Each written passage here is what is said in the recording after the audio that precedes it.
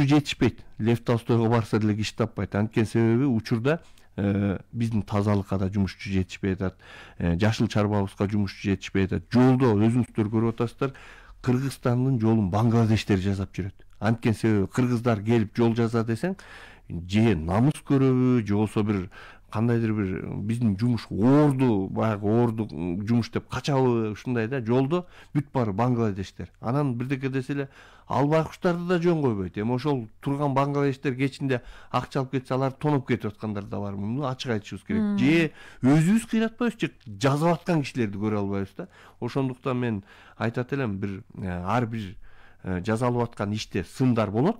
Сындарды да туура айтса, ыктуу желге мурдуңду тос деген кыргыздын жакшы сөзү бар.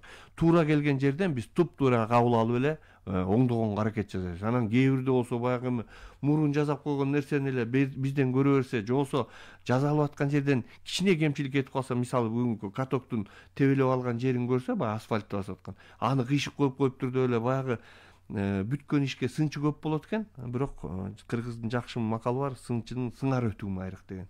Баягы үйгө жатып алып эле дивандан эле баса бербей, бир иним жакшы сын айтып жүрчү эле, анан менен эртең менен саат 8ден баштап түнкү саат 12:30 чейин бир күн кечке жүрдү да. Анан жүргөндөн кийин өзү айткандай, байке, эми түшүндүм ишиңерге деп аябай ыраазы болуп, аягында жакшы пикир менен кетти да. Ошол сыяктуу биздин азыркы учурда биздин ишти кылыш үчүн менин ботинкемди кийип бир күн кечке жүрүш керек.